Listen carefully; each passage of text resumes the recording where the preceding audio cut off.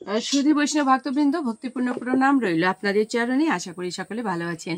প্রণাম জানাই আমার শ্রী গুরুদেবের চরণে, প্রণাম জানাই আমার জগদীশ্বর পরমেশ্বর ভগবানের চরণে কোটি কোটি ভক্তিপূর্ণ প্রণাম। জয় জগন্নাথ, জয় জগন্নাথ, জয় জগন্নাথ। সুধী বৈষ্ণব ভক্তবৃন্দ, চলছে আমাদের কি জগন্নাথের রথযাত্রার আয়োজন। সুধী বৈষ্ণব ভক্তবৃন্দ, আজ 11ই আষাঢ় এবং 26শে জুন, রাত পোহালেই 12ই আষাঢ় এবং 27শে জুন শুক্রবার 2025 এবং বাংলা হচ্ছে 1432। সুধী বৈষ্ণব ভক্তবৃন্দ, আমাদের যে চিরকাঙ্ক্ষিত বা আকাঙ্ক্ষিত শুভ সেই দিনটি, আমরা অবশ্যই সকলে কি করব? রথযাত্রায় অংশগ্রহণ করব। রথযাত্রায় আবাল বৃদ্ধ বনিতা সকলেই অংশ নিতে পারে। ভগবান হচ্ছেন দয়ার সাগর জগন্নাথ, তিনি হচ্ছেন জগতের নাথ। আমরা দেখতে পাই ভগবান জগন্নাথের দেখুন চক্ষুদয় কেমন সুন্দর, বড় বড় গোল গোল, এবং ওনার চোখে কোনো পাতা নেই। কেন? উনি ওনার ভক্তদের নিয়তই কি করেন? দৃষ্টি দেন এবং লক্ষ্য রাখেন। অনেক সময় দেখা যায় কি রথযাত্রার সময় ভক্তরা হুড়োহুড়ি পাড়াপাড়ি করে সামনে যাওয়ার জন্য ভীষণ চেষ্টা করে। আসলে সামনে যাওয়ার কোনোই প্রয়োজন নেই। ভগবানের চক্ষুদয় দেখুন কত বড় বড়। আপনি যতই পিছনে থাকুন না কেন, আপনার যদি ভক্তি থাকে তাহলে ভগবান আপনাকে অবশ্যই দেখে নেবে, তার দৃষ্টিতে আপনি পড়বেন। তো সুধী বৈষ্ণব ভক্তবৃন্দ, আমরা এ কারণেই রথযাত্রায় অংশগ্রহণ করব এবং অবশ্যই ভগবানকে যখন নগরে ভ্রমণ করানো হবে তখন যেন আমরা সেই রথের রশিটা যেন হস্ত দ্বারাই স্পর্শ করি। কেননা যিনি একবার রথের এই রশিটি স্পর্শ করবেন তার আর পুনর্জন্ম হবে না। তবে বারবার সুধী বৈষ্ণব ভক্তবৃন্দ একটি কথাই বলি, সেটা হচ্ছে অবশ্যই আমার ভক্তি এবং অবিচল বিশ্বাস নিষ্ঠা থাকতে হবে। যদি নিষ্ঠা এবং বিশ্বাস না থাকে তাহলে আমার সমস্তটাই পণ্ড হয়ে যাবে। সুধী বৈষ্ণব ভক্তবৃন্দ, কথা বললেই কথা বেড়ে যাবে। আসুন আমরা এবার শ্রবণ করব আজকে শ্রী জগন্নাথ ভগবানের রূপটা কেন এমন, আমরা এই বিষয়ে জানবো। সুধী বৈষ্ণব ভক্তবৃন্দ, আমরা সকলে মনোযোগ দিয়ে শ্রবণ করব। যদি আমরা মনোযোগ দিয়ে শ্রবণ না করি তাহলে আমরা বুঝতে পারবো না। আসুন আমরা এবার শ্রী জগন্নাথ ভগবানের রূপ লীলা মাধুরী পান করি। অনন্ত লীলা বারিধি পরম পুরুষ ভগবান শ্রীকৃষ্ণ কেন পুরী ধামে দারু ব্রহ্মরূপে প্রকটিত হলেন? দারু ব্রহ্ম, কাষ্ঠখণ্ড। দারু মানে কি? দারু মানে হচ্ছে কাষ্ঠ। কাষ্ঠখণ্ড দ্বারা ভগবানের ওই বিগ্রহটি নির্মিত হয়েছে। পুরাণ সমূহে এই তত্ত্ব ব্যাখ্যা করা হয়েছে। মহারাজ ইন্দ্রদম্নু একবার মহাসমুদ্রে 3টি বৃক্ষকাণ্ড বা দারুখণ্ড দেখতে পান। সমুদ্রে ভেসে আসছিল। ওই কাষ্ঠখণ্ডগুলো খোদাই করে ভগবানের শ্রীমূর্তি নির্মাণের জন্য শ্রীকৃষ্ণ স্বয়ং শিল্পী বিশ্বকর্মার ছদ্মবেশে আগমন করেন। সুধী বৈষ্ণব ভক্তবৃন্দ, এই যে দারু বা কাষ্ঠখণ্ড থেকে জগন্নাথ, বলরাম, সুভদ্রা, মহারানীর যে বিগ্রহটা করা হয়েছে, এটা স্বয়ং ভগবান করেছেন। কোন রূপে? বিশ্বকর্মা রূপ ধরে এসে তিনি নিজে করে গিয়েছেন। তিনি তাকে 21 দিন একাকী একটি রুদ্ধ দ্বার কক্ষে রেখে দেওয়ার জন্য রাজাকে নির্দেশ দেন। রাজাকে বলেছিলেন যে ওই ভাস্কর রূপে যিনি এসেছিলেন বৃদ্ধ, উনি বলেছিলেন 21 দিন পর্যন্ত আমাকে এই কাজটি করতে দিতে হবে, তবে অবশ্যই দরজা বন্ধ থাকবে। 21 দিন পর্যন্ত তিনি ওই কাজটা করবেন। বিশ্বকর্মা সেই ইন্দ্রদম্ন রাজাকে সতর্ক করে দিয়েছিলেন যে কেউ যদি 21 দিন পূর্বে দ্বার খুলে দেয়, অর্থাৎ দ্বার উন্মোচন করে, তাহলে শ্রীমূর্তি নির্মাণ অসম্পূর্ণ থেকে যাবে, পুরোভাবে হবে না। 15 দিন অতিবাহিত হলো ওই কক্ষ থেকে, তখন আর কোনো খোদাইয়ের শব্দ পাওয়া যাচ্ছিল না। যে ছেনি হাতুড়ি বাটালের শব্দ হচ্ছিল ঠুক ঠুক ঠাক ঠাক, টুক টুক ঠাক ঠাক, এই শব্দটা 15 দিন পর্যন্ত শোনা গেল, তারপর আর শোনা যাচ্ছিল না। মহারানী গুন্ডিচা দেবী আশঙ্কা করলেন যে বৃদ্ধ সূত্রধর হয়তো অনশনে ক্লিষ্ট হয়ে কক্ষের মধ্যে প্রাণ ত্যাগ করেছেন। তিনি তো আহার করছিলেন না, শুধুমাত্র কাজই করছিলেন। এই জন্য গুন্ডিচা দেবী মনে করলেন তিনি মারা গিয়েছেন, অর্থাৎ দেহত্যাগ করেছেন। তিনি রাজাকে দ্বার উন্মোচন করে তদন্ত করতে বললেন। অর্থাৎ কি বললেন? যে দ্বার খুলো, দ্বার খুলে তুমি দেখো। রাজা এই প্রস্তাবে অসম্মত হলেন। তিনি সূত্রধারের নির্দেশ অনুসরণ করতে চাইলেন। তিনি গুন্ডিচা রানীকে বোঝাতে চাইলেন যে রানী, আমাকে উনি বলেছিলেন 21 দিন পূর্বে দ্বার না খুলতে, কিন্তু রানীর ভীষণ কি হলো? দয়ার উদ্রেক হলো। না জানি সেই ভাস্কর কি অবস্থায় আছে তিনি উপরোধ করতে লাগলেন। এই অনুরোধে কি করলেন রাজামশাই, উনি আর থাকতে পারলেন না। উনি কি করলেন, দ্বার কক্ষে মানে সেই দরজাটা উন্মোচন করে বা খুলে প্রবেশ করলেন। মর্মাহত হয়ে তিনি আবিষ্কার করলেন যে তিনি মর্মাহত হলেন কেন? কারণ তিনি দেখলেন যে সেখানে সেই ভাস্কর নেই। তিনি তার শ্রীমূর্তি সমূহের নির্মাণ কার্য অসমাপ্ত রেখেই চলে গিয়েছেন। রাজা অত্যন্ত শোকাবিষ্ট হলেন, তিনি ভীষণ দুঃখ পেলেন। তখন একটি অদৃশ্য আওয়াজ হলো, ধ্বনি হলো, হে ইন্দ্রদুম্ন রাজা, তুমি দুঃখ করো না, যেহেতু তুমি তোমার প্রতিশ্রুতি রক্ষা করনি আর 21 দিন পূর্ণ হবার পূর্বেই তুমি দ্বার খুলে দিয়েছ, সেজন্য বিগ্রহ সমূহ এই রূপেই বিরাজ করবে। তুমি বিগ্রহ সমূহের পূজা আরাধনা আরম্ভ করো। মূর্তি সমূহ প্রতিষ্ঠার জন্য ব্রহ্মলোক থেকে ব্রহ্মাকে আমন্ত্রণ করো। সুধী বৈষ্ণব ভক্তবৃন্দ, রাজা ইন্দ্রদম্নর এতটাই ক্ষমতা ছিলেন যে উনি যে কোনো লোকে যেতে পারতেন। তো ওনাকে অনুমতি করা হলো যে ব্রহ্মা লোকে যে তুমি ব্রহ্মাকে নিয়ে আসো, এই মন্দির কি করতে হবে, উদ্বোধন করতে হবে। এই বর্ণনা থেকে এমন হতে পারে যে এই বিগ্রহ সমূহ ভগবানের অসম্পূর্ণ বা অসমাপ্ত মূর্তি। ভগবানের এই মূর্তি সমূহের অনেক অনেক প্রকার ব্যাখ্যা আছে শাস্ত্রে। কেউ কেউ বলেন যে পরম ব্রহ্ম নিরাকার এবং জগন্নাথের এই হস্তপদহীন অসম্পূর্ণ রূপ সেটাই প্রমাণ করে। অন্য কেউ বলেন যে শ্রী জগন্নাথের এই রূপ বুদ্ধের রূপ। এছাড়াও কেউ কেউ আবার একে ভৈরব এর রূপও বলে থাকেন। কিছু ব্যক্তির কাছে এই রূপ অত্যন্ত ভয়ানক মনে হয়, কিন্তু এত সব সত্ত্বেও বহু মানুষ ভগবানের এই মূর্তির সৌন্দর্য, বিশেষত্ব, বিগ্রহের স্মিত হাস্য উদ্ভাসিত মুখকমলের সৌন্দর্যের জয়গান করেন। আহা, জগন্নাথ ভগবানকে বলরাম সুভদ্রা মহারানী কত সুন্দরই না লাগে। যিনি শুদ্ধ ভক্ত, যিনি ভগবানের প্রতি নিমগ্ন, তার কাছে কিন্তু জগন্নাথ ভগবানের এই রূপটা অতি সুন্দর লাগে। এই সমস্ত দাবি সত্য, কেননা তিনি সবকিছু। ভগবানের এই শ্রীমূর্তি সমূহের আকৃতি এমন কেন, তার একটি অতি নিগুড় রহস্যময় কারণও রয়েছে। বস্তুত শ্রী জগন্নাথ, শ্রী বলদেব এবং সুভদ্রা দেবীর এই রূপ আদৌ বিকৃত বা অসম্পূর্ণ নয়, বরং এই মূর্তি রূপগুলো নিত্য শাশ্বত। এই রূপগুলো পরমেশ্বর ভগবানের পরম পূর্ণ রূপ।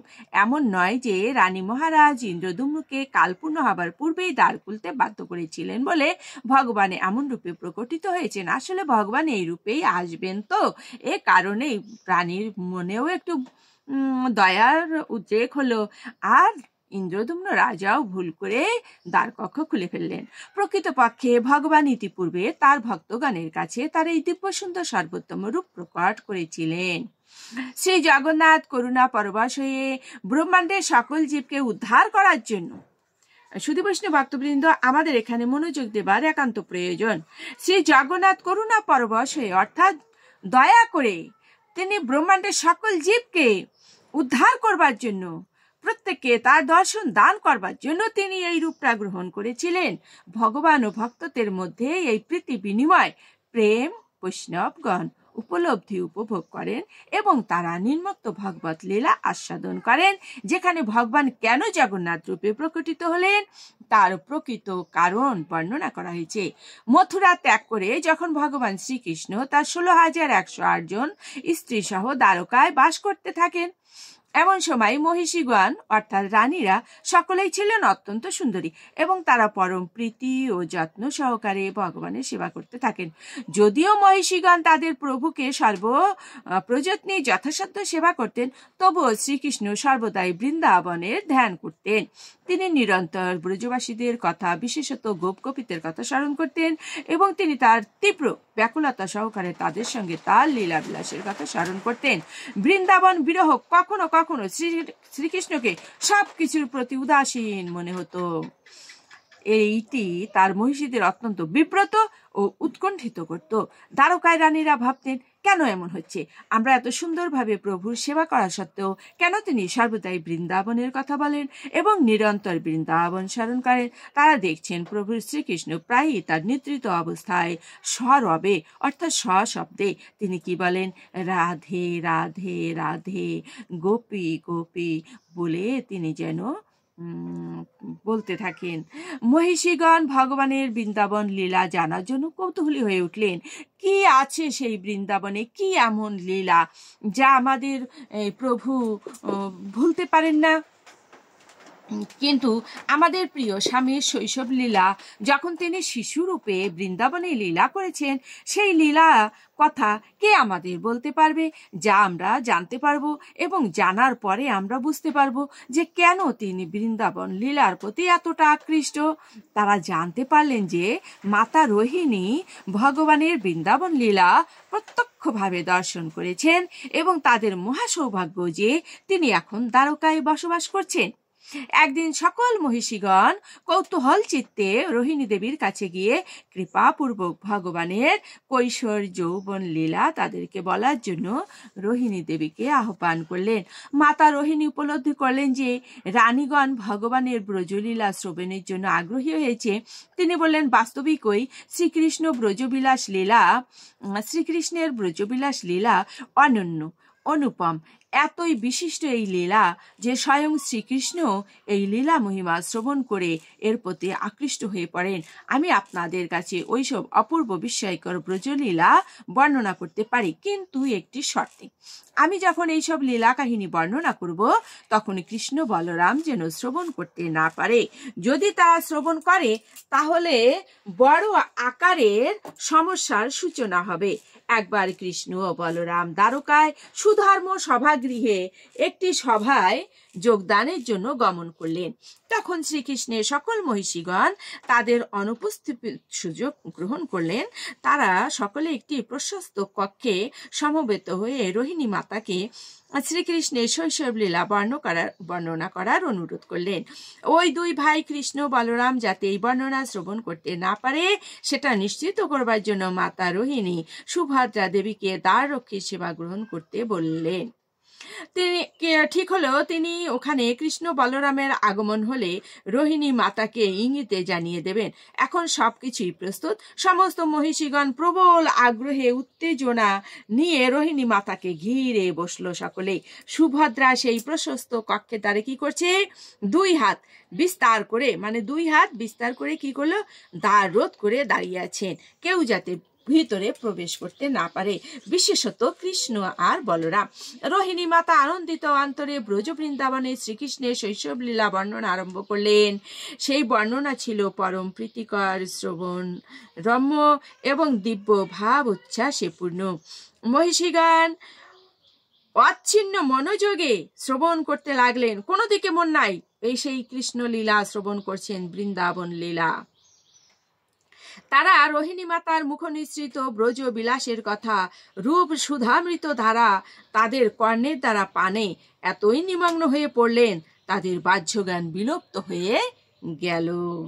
সুভদ্রা যদিও দ্বার রক্ষার দায়িত্বে নিয়োজিত ছিলেন, কিন্তু শ্রীকৃষ্ণ অনুপম লীলাবিলাস কথা শ্রবণের সুযোগটি সে হারাতে চাইলেন না।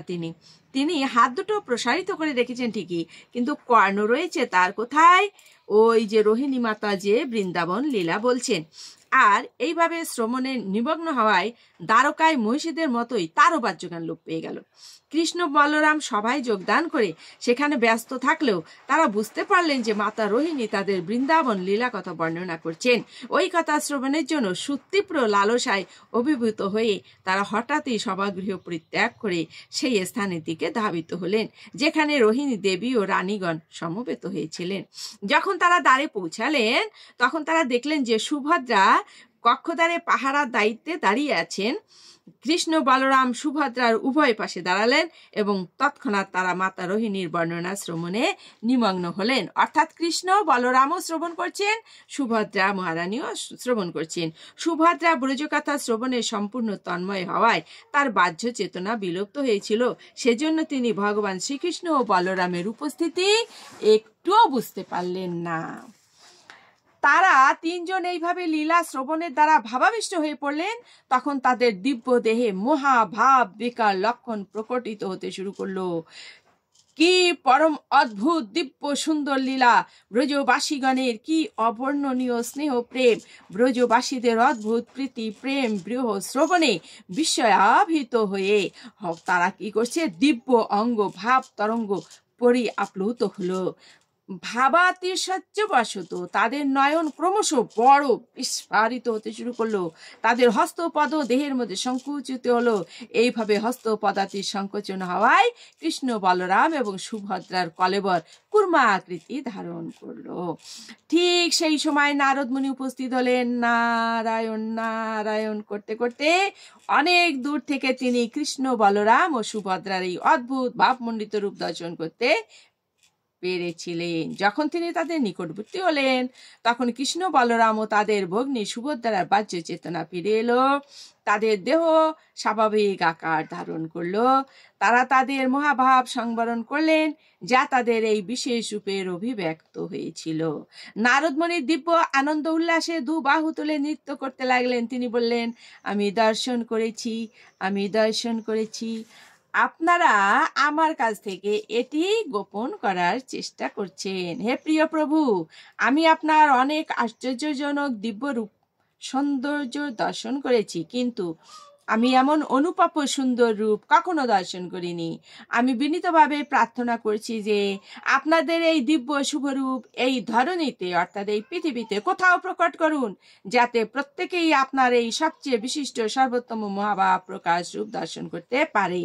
তার পরম ভক্ত নারদ মুনির অভিলাষ পূর্ণ করার জন্য ভগবান শ্রীকৃষ্ণ এই রূপে কি হলেন, প্রকটিত হলেন। এই রূপে তিনি নিত্যকাল শ্রীক্ষেত্র পুরুষোত্তম ধামে বিরাজ করছেন। সুধী বৈষ্ণব ভক্তবৃন্দ, এই রূপে ভগবান বললাম যে সকল জীব এবং পতঙ্গকে উদ্ধার করবেন। সুধী বৈষ্ণব ভক্তবৃন্দ, আমরা ভগবানের জগন্নাথের রূপ মাধুরী আমরা পান করলাম। তো আজ এ পর্যন্তই। আমরা সকলেই জগন্নাথের ভক্ত হব, ভগবানের ভক্ত হব। আর সমস্ত ভক্তরা আমৃত্যু সুস্থ থাকুন, সকলে ভগবানের নাম করুন। এই প্রার্থনা প্রভু জগন্নাথের চরণে রেখে আজকের মতো এখানেই বিশ্রামে।